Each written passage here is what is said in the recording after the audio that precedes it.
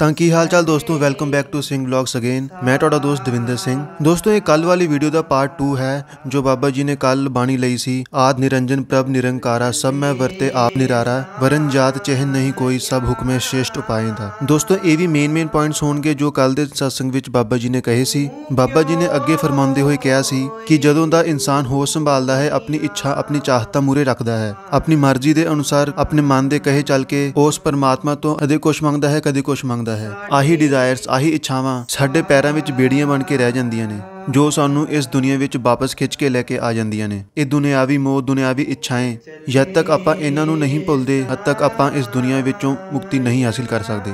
ਇਨਸਾਨ ਆਪਣੀ ਮੈਂ ਮੇਰੀ ਵਿੱਚ ਹੀ ਫਸਿਆ ਰਹਿੰਦਾ ਹੈ। ਮੇਰਾ ਧਰਮ, ਮੇਰਾ ਮਜ਼ਹਬ, ਮੇਰੀ ਜਾਤ, ਮੇਰੀ ਕੌਮ, ਮੇਰਾ ਇਹ, ਮੇਰਾ ਉਹ, ਇੱਥੇ ਤੱਕ ਕਿ ਜਿਹੜੀ ਚੀਜ਼ ਵੰਡੀ ਨਹੀਂ ਜਾ ਸਕਦੀ, ਇਨਸਾਨ ਤਾਂ ਉਹਨੂੰ ਵੀ ਵੰਡ ਕੇ ਬਹਿ ਗਿਆ। ਇਨਸਾਨ ਉਸ ਪਰਮਾਤਮਾ ਨੂੰ ਵੀ ਵੰਡ ਕੇ ਬਹਿ ਗਿਆ। ਕੋਈ ਕਹਿੰਦਾ ਮੇਰਾ ਰੱਬ ਵੱਡਾ ਹੈ, ਕੋਈ ਕਹਿੰਦਾ ਮੇਰਾ ਪਰਮਾਤਮਾ ਵੱਡਾ ਹੈ, ਕੋਈ ਕਹਿੰਦਾ ਹੈ ਮੇਰਾ ਧਰਮ ਵੱਡਾ ਹੈ, ਕੋਈ ਕਹਿੰਦਾ ਹੈ ਮੇਰਾ ਧਰਮ ਵੱਡਾ ਹੈ। ਤੇ ਭੁੱਲ ਜਾਂਦੇ ਹਾਂ ਕਿ ਇਸ ਧਰਮ ਦੀ ਨੀਂਹ ਹੀ ਪ੍ਰੇਮ ਔਰ ਪਿਆਰ ਸੀ ਤੇ ਆਹੀ ਧਰਮਾਂ ਨੂੰ ਲੈ ਕੇ ਅੱਜ ਸਭ ਤੋਂ ਜ਼ਿਆਦਾ ਲੜਾਈ ਝਗੜੇ ਹੁੰਦੇ ਹਨ। ਇਸ ਧਰਮਾਂ ਦੀ ਨੀਂਹ ਪ੍ਰੇਮ ਔਰ ਪਿਆਰ ਦੀ ਸੀ ਜੋ ਉਸ ਇੱਕ ਪਰਮਾਤਮਾ ਦੀ ਤਰਫ ਇਸ਼ਾਰਾ ਕਰਦੇ ਸੀ। ਆਪਾਂ ਸੰਤ ਮਹਾਤਮਾ ਦਾ ਜੋ ਇੱਕ ਉਪਦੇਸ਼ ਸੀ, ਜੋ ਉਸ ਇੱਕ ਪਰਮਾਤਮਾ ਦਾ ਉਪਦੇਸ਼ ਸੀ, ਉਹਨੂੰ ਆਪਾਂ ਭੁੱਲਦੇ ਜਾ ਰਹੇ ਹਾਂ ਤੇ ਆਪਣੀ ਸੋਚ ਆਪਾਂ ਮੂਹਰੇ ਰੱਖਦੇ ਹਾਂ। ਸੰਤ ਮਹਾਤਮਾ ਆਪਣੀ ਹੱਡਬੀਤੀ ਸਾਡੇ ਸਾਹਮਣੇ ਰੱਖ ਕੇ ਗਏ ਹਨ। ਜੋ ਉਹਨਾਂ ਨੂੰ ਐਕਸਪੀਰੀਅੰਸ ਹੋਏ ਉਹ ਆਪਣੀ ਬਾਣੀ ਵਿੱਚ ਫਰਮਾ ਕੇ ਗਏ ਹਨ। ਦੋਸਤੋ, ਅੱਗੇ ਉਹਨਾਂ ਨੇ ਫਰਮਾਇਆ ਕਿ ਪੁਰਾਣੇ ਜ਼ਮਾਨੇ ਵਿੱਚ ਕਿਸੇ ਖਾਸ ਜਾਤ ਵਾਲੇ ਨੂੰ ਹੀ ਹੱਕ ਹੁੰਦਾ ਸੀਗਾ ਵੇਦ ਪੁਰਾਣ ਪੜ੍ਹਨ ਦਾ। ਜੇ ਕੋਈ ਹੋਰ ਜਾਤ ਵਾਲਾ ਵੇਦ ਪੁਰਾਣ ਪੜ੍ਹਦਾ ਸੀ ਤਾਂ ਉਹਨੂੰ ਮੌਤ ਦੀ ਸਜ਼ਾ ਸੁਣਾ ਦਿੱਤੀ ਜਾਂਦੀ ਸੀ। ਇਸ ਲਈ ਕੁਝ ਭਗਤੀ ਮੂਵਮੈਂਟਸ ਚੱਲੀਆਂ ਜੋ ਸਾਡੇ ਦਰਮਿਆਨ ਆਈਆਂ। ਉਹ ਤਾਂ ਹੀ ਚੱਲੀਆਂ ਕਿ ਸਾਰਿਆਂ ਨੂੰ ਸਮਝ ਆ ਸਕੇ ਕਿ ਵੇਦ ਪੁਰਾਣਾਂ ਵਿੱਚ ਸੰਤਾਂ ਮਹਾਤਮਾ ਨੇ ਲਿਖਿਆ ਕੀ ਹੈ। ਇਸ ਤੋਂ ਇੱਕ ਕੱਟੜਤਾ ਦਾ ਪਤਾ ਚੱਲਦਾ ਸੀ। ਅੱਗੇ ਆਪ ਜੀ ਨੇ ਫਰਮਾਇਆ, ਜਿਵੇਂ ਇਸ ਬਾਣੀ ਵਿੱਚ ਆਉਂਦਾ ਹੈ, ਕਲਯੁਗ ਮਹਿ ਕੀਰਤਨ ਪ੍ਰਧਾਨਾ, ਗੁਰਮੁਖ ਜਪੀਏ ਲਾਏ ਧਿਆਨਾ। ਹੁਣ ਆਪ ਇਹ ਕਿਹੜੇ ਕੀਰਤਨ ਬਾਰੇ ਗੱਲ ਕਰ ਰਹੇ ਹਨ? ਇਹ ਕੋਈ ਬਾਹਰਲਾ ਕੀਰਤਨ ਹੈ? ਇਹ ਉਹ ਅੰਦਰਲਾ ਕੀਰਤਨ ਬਿਆਨ ਕਰ ਰਹੇ ਹਨ ਜੋ ਅੱਠੇ ਪਹਿਰ ਵੱਜਦਾ ਹੈ। ਜਿਵੇਂ ਆਪ ਜੀ ਨੇ ਕਿਹਾ ਹੈ, ਅਨਹਦ ਸ਼ਬਦ ਬਜੇ ਦਿਨ ਰਾਤੀ, ਗੁਰਮਤੀ ਸ਼ਬਦ ਸੁਨਾ ਬਣਿਆ। ਇਹ ਉਹ ਸ਼ਬਦ ਹੈ ਜਿਸ ਨੇ ਪੂਰੀ ਸ੍ਰਿਸ਼ਟੀ, ਪੂਰੀ ਕਾਇਨਾਤ ਪੈਦਾ ਕੀਤੀ ਹੈ, ਜੋ ਪੱਤੇ ਪੱਤੇ ਵਿੱਚ ਹੈ। ਅੱਗੇ ਕਹਿੰਦੇ ਹਨ, ਗੁਰਮੁਖ ਜਪੀਏ ਲਾਏ ਧਿਆਨਾ। ਇਹ ਧਿਆਨ ਇਹ ਕਿਸ ਨੂੰ ਕਿਹਾ ਗਿਆ ਹੈ? ਇਹ ਉਹ ਅੰਦਰਲਾ ਧਿਆਨ ਹੈ ਜੋ ਆਪਾਂ ਨੇ ਆਪਣੇ ਸਤਿਗੁਰੂ ਦਾ ਧਰਨਾ ਹੈ। ਖੰਡ ਪਤਾਲ ਦੀਪ ਸਭ ਲੋਆ, ਸਭ ਕਾਲੈ ਵਸ ਪ੍ਰਭ ਆਪ ਕੀਆ। ਹੁਣ ਜਦੋਂ ਪਰਮਾਤਮਾ ਨੇ ਇਸ ਦੁਨੀਆ ਨੂੰ ਬਣਾਇਆ, ਇਸ 84 ਲੱਖ ਦੇ ਜੇਲ੍ਹ ਖਾਨੇ ਨੂੰ ਬਣਾ ਕੇ ਉਸਨੇ ਇਹਦਾ ਸਾਰਾ ਇੰਤਜ਼ਾਮ ਕਾਲ ਦੇ ਵਸ ਕਰਤਾ। ਹੁਣ ਜੇ ਆਪਾਂ ਕਾਲ ਨੂੰ ਗਾਲਾਂ ਕੱਢੀ ਜਾਵਾਂਗੇ, ਜਿਹਦੀ ਇੱਕ ਸਿਰਫ ਡਿਊਟੀ ਲੱਗੀ ਹੈ, ਜੋ ਆਪਾਂ ਕਰਮ ਕਰਦੇ ਹਾਂ ਉਹਦੀ ਉਹ ਸਾਨੂੰ ਸਜ਼ਾ ਦਿੰਦਾ ਤੇ ਵਾਪਸ ਇਸ ਦੁਨੀਆ ਵਿੱਚ ਭੇਜਦਾ ਵਾ। ਹੁਣ ਜੇ ਆਪਾਂ ਉਹਨੂੰ ਗਾਲਾਂ ਕੱਢੀ ਜਾਵਾਂਗੇ ਤਾਂ ਸਾਨੂੰ ਭਲਾ ਮਾਨਸ ਕੌਣ ਕਹੂ?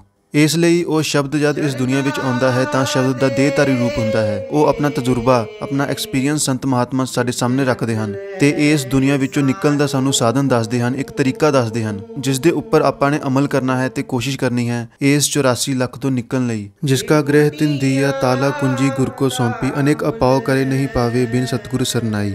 ਆਪ ਫਰਮਾ ਰਹੇ ਹਨ ਕਿ ਉਸ ਪਰਮਾਤਮਾ ਨੇ ਸਭ ਕੁਝ ਦੁਨੀਆ ਬਣਾ ਕੇ, ਪੂਰੀ ਕਾਇਨਾਤ ਬਣਾ ਕੇ ਕਾਲ ਦੇ ਸਪੁਰਦ ਕਰਤਾ, ਲੇਕਿਨ ਪਰ ਜੋ ਇਸ ਦੁਨੀਆ ਤੋਂ, ਇਸ ਮਾਤ ਲੋਕ ਤੋਂ, ਇਸ 84 ਤੋਂ ਨਿਕਲਣ ਦਾ ਜੋ ਯੁਕਤੀ ਹੈ ਉਹ ਸਤਿਗੁਰੂ ਕੋਲ ਰੱਖੀ ਹੈ, ਉਹ ਸਤਿਗੁਰੂ ਨੂੰ ਸੌਂਪੀ ਹੈ। ਜੋ ਉਸ ਤਾਲੇ ਦੀ ਚਾਬੀ ਹੈ, ਜੋ ਮੁਕਤੀ ਦਾ ਦਰਵਾਜ਼ਾ ਹੈ, ਉਹ ਇੱਕ ਸਤਿਗੁਰੂ ਨੂੰ ਸੌਂਪਿਆ ਹੈ, ਜਿਹਦੀ ਸ਼ਰਨ ਵਿੱਚ ਜਾ ਕੇ ਹੀ ਆਪਾਂ ਮੁਕਤੀ ਹਾਸਲ ਕਰ ਸਕਦੇ ਹਾਂ। ਫਿਰ ਉਹਨਾਂ ਨੇ ਇੱਕ ਐਗਜ਼ਾਮਪਲ ਦਿੱਤਾ। ਇੱਕ ਜੇਲ੍ਹ ਵਿੱਚ ਕੈਦੀ ਹੁੰਦੇ ਹਨ ਤਾਂ ਪਹਿਲਾ ਪਰਉਪਕਾਰੀ ਆਉਂਦਾ ਹੈ, ਸਿਆਲ ਦੇ ਦਿਨ ਸੀ, ਉਹਨਾਂ ਨੂੰ ਗਰਮ ਕੱਪੜੇ ਦੇ ਜਾਂਦਾ ਹੈ ਤਾਂ ਜੋ ਉਹਨਾਂ ਨੂੰ ਠੰਡ ਨਾ ਲੱਗੇ। ਦੂਸਰਾ ਪਰਉਪਕਾਰੀ ਆਉਂਦਾ ਹੈ, ਉਹਨਾਂ ਨੂੰ ਵਧੀਆ ਖਾਣ ਪੀਣ ਵਾਸਤੇ, ਵਧੀਆ ਕੱਪੜੇ ਪਹਿਨਣ ਵਾਸਤੇ ਉਹਨਾਂ ਨੂੰ ਦੇ ਜਾਂਦਾ ਹੈ।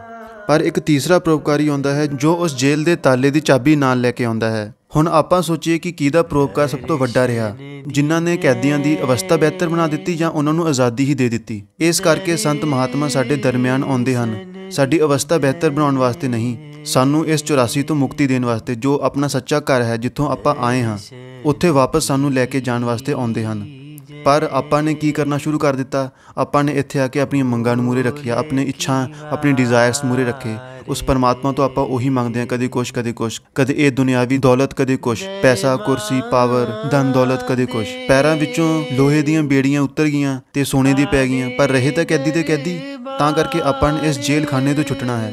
ਇਸ ਲਈ ਸੰਤ ਮਹਾਤਮਾ ਆਪਣੀਆਂ ਬਾਣੀਆਂ ਵਿੱਚ ਫਰਮਾਉਂਦੇ ਹਨ ਕਿ ਉਸ ਦੀ ਰਜ਼ਾ ਵਿੱਚ ਖੁਸ਼ ਰਹਿਣਾ ਸਿੱਖੀਏ, ਕਿਉਂਕਿ ਜਿਹੜਾ ਦੇਣ ਦੀ ਸ਼ਕਤੀ ਰੱਖਦਾ ਹੈ ਉਹ ਜਾਣਨ ਦੀ ਸ਼ਕਤੀ ਵੀ ਰੱਖਦਾ ਹੈ ਕਿ ਸਾਡੇ ਵਾਸਤੇ ਕੀ ਬਿਹਤਰ ਹੈ। ਪਰ ਆਪਾਂ ਤਾਂ ਇੱਕ ਭਿਖਾਰੀ ਬਣ ਗਏ ਹਾਂ, ਇੱਕ ਮੰਗਤੇ ਬਣ ਗਏ ਹਾਂ। ਜੇ ਆਪਾਂ ਕਿਸੇ ਭਿਖਾਰੀ ਨੂੰ ਕੋਈ ਨੋਟ ਦਈਏ ਤੇ ਉਹ ਕਵੇ ਨਹੀਂ ਜੀ ਮੈਨੂੰ ਇਹ ਨੋਟ ਨਹੀਂ, ਮੈਨੂੰ ਇਹ ਨੋਟ ਚਾਹੀਦਾ, ਇਹ ਜ਼ਿਆਦਾ ਵਧੀਆ, ਤਾਂ ਆਪਾਂ ਉਹਨੂੰ ਕੀ ਕਵਾਂਗੇ? ਇਹ ਸਾਡਾ ਹਾਲ ਹੈ ਕਿ ਆਪਾਂ ਨੇ ਆਪਣੀ ਮੰਗਾਂ ਆਪਣੇ ਅਕੋਰਡਿੰਗ ਆਪਾਂ ਚਲਾਉਣਾ ਸ਼ੁਰੂ ਕਰਤਾ।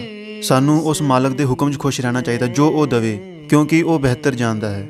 ਲੱਖ 84 ਜੋਨ ਸਵਾਈ ਮਾਨਸ ਕੋ ਪ੍ਰਭ ਦੀ ਵਡਿਆਈ, ਇਸ ਪੌੜੀ ਤੇ ਜੋ ਨਰ ਚੁਕੇ ਸੋ ਆਏ ਜਾਏ ਦੁੱਖ ਪਾਏਦਾ।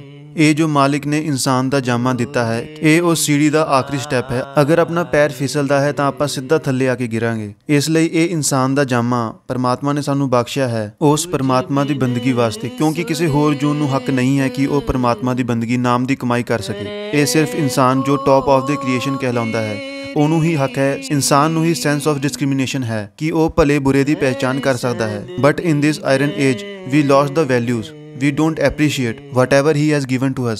ਆਪਾਂ ਨੇ ਕਦਰ ਹੀ ਨਹੀਂ ਕੀਤੀ ਇਨਸਾਨ ਦੇ ਜਾਮੇ ਦੀ। ਇਸ ਲਈ ਇਸ 84 ਵਿੱਚ ਆਪਾਂ ਭਟਕਦੇ ਫਿਰਦੇ ਹਾਂ। 2 ਵਕਤ ਦੀ ਰੋਟੀ ਵਿੱਚ ਸਾਨੂੰ ਇਸ ਦੁਨੀਆ ਵਿੱਚ ਠੋਕਰਾਂ ਖਾਣੀਆਂ ਪੈਂਦੀਆਂ ਹਨ। ਇਸ ਦੁਨੀਆ ਵਿੱਚ ਕੋਈ ਸੁਖੀ ਨਹੀਂ ਰਹਿ ਸਕਿਆ। ਨਾਨਕ ਦੁਖੀਆ ਸਭ ਸੰਸਾਰ। ਹੁਣ ਇੱਥੇ ਦੇਖ ਲਓ ਕਿੰਨੀ ਗਰਮੀ ਹੁੰਦੀ ਹੈ, ਕਿੰਨੀ ਠੰਡ ਹੁੰਦੀ ਹੈ।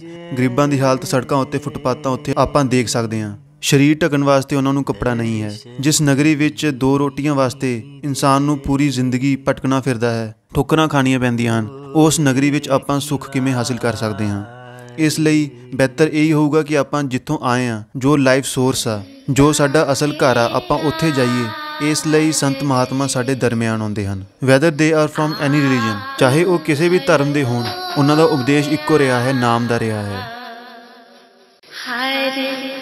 ਕੰਮ ਕਰਾਵਣ ਆਇਆ ਰਾਮ। ਤਾਂ ਦੋਸਤੋ, ਜਿਹੜੇ ਚੈਨਲ ਤੇ ਨਵੇਂ ਆ ਉਹ ਐਦਾਂ ਦੀ ਵੀਡੀਓਜ਼ ਦੇਖਣ ਲਈ ਚੈਨਲ ਨੂੰ ਸਬਸਕ੍ਰਾਈਬ ਕਰ ਸਕਦੇ ਆ ਤੇ ਬੈਲ ਆਈਕਨ ਪ੍ਰੈਸ ਕਰਕੇ ਆਲ ਤੇ ਕਰ ਦਿਓ ਤਾਂ ਜੋ ਮੇਰੇ ਅਪਡੇਟਸ ਤੁਹਾਡੇ ਤੱਕ ਪਹੁੰਚਦੇ ਰਹਿਣ।